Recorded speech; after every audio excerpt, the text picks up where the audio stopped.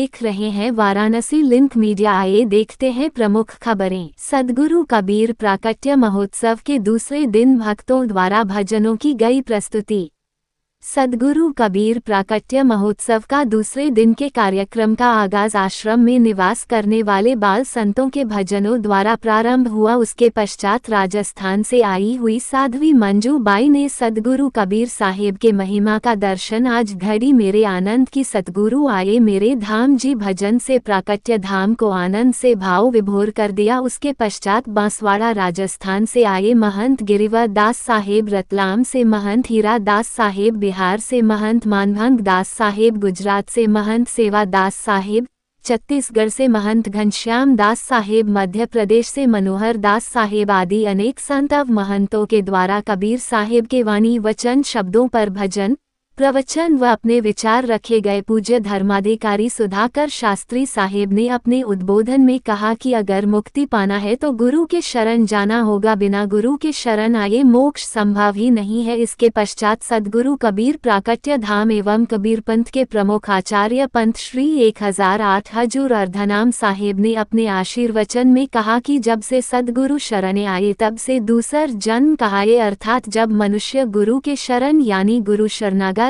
नतमस्तक समर्पण के भाव से गुरु के निकट सब कुछ न्योछावर कर देता है, उसका नया जन्म होता है।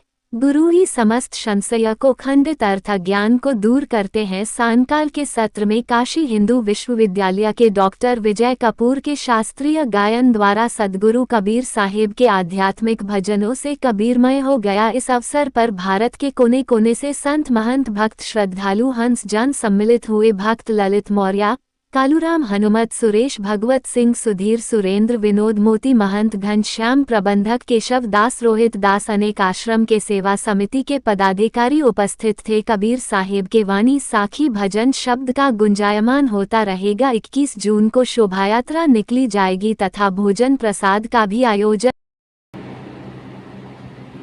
हमारी संस्था और हमारी गादी के सम्माननीय महंत साहिबान उपस्थित हैं, बैठे हैं। राजस्थान से भी हैं, मध्य प्रदेश, दिल्ली, छत्तीसगढ़, झारखंड, बिहार, हरियाणा, बंगाल, गुजरात, लगभग हिंदी भाषी क्षेत्र से अधिकतम संत महापुरुषों का, संतों का, महंत साहिबों का आगमन हुआ है। ऐसे ही हमारे इस प्राकट्य महोत्सव में, त्रिदिवसीय प्राकट्य महोत्सव में सभी प्रांतों के लगभग प्रतिनिधि रूप में भक्तजन आए हैं। कहीं से ज्यादा हैं, कहीं से कम है, लेकिन कमोबेश हर जगह से आए हैं।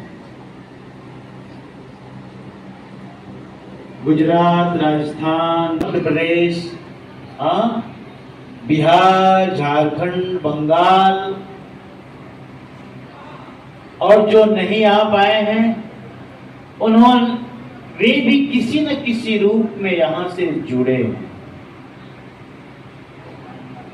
अपना सहयोग भेजकर, अपना दान भेजकर, अपनी भेंट भेजकर कि साहेब इतना बड़ा कार्यक्रम 3 दिन का प्रतिवर्ष होता है, मैं आता, दर्शन का भी लाभ मिलता, सत्संग का भी लाभ मिलता और अपनी सत्य की कमाई का कुछ अंश दान भी कराता। लेकिन समयाभाव या पारिवारिक जीवन की व्यस्तता ऐसी है कि इस बार समय न निकाल पाया। लेकिन ये मेरी भेंट स्वीकार कर लेना मेरा अहोभाग्य होगा। अभी आप जिन दानदाताओं ने दान भेजे हैं उनकी नामावली सुनी, सूची सुनी। सभी प्रांतों से यहां मौजूद है। हमें तो लगता था इस बार इतनी गर्मी है तो शायद उपस्थिति कम हो। हाँ, लेकिन धीरे धीरे आज तक भी लोगों का आना जारी है।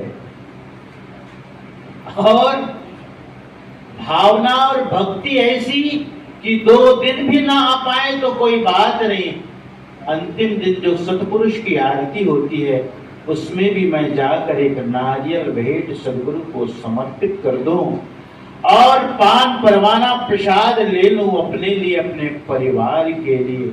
इस भाव से लोग अंतिम दिन तक भी आते हैं। यही है भक्ति।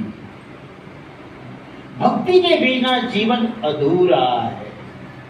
भक्ति के बिना जीवन में कोई श्वास नहीं, कोई सुगंध नहीं। ये भक्ति है, भक्ति की परम ऊंचाई है। संध्या समय में मैं थोड़ी भक्ति के बारे में बात करूंगा आपसे।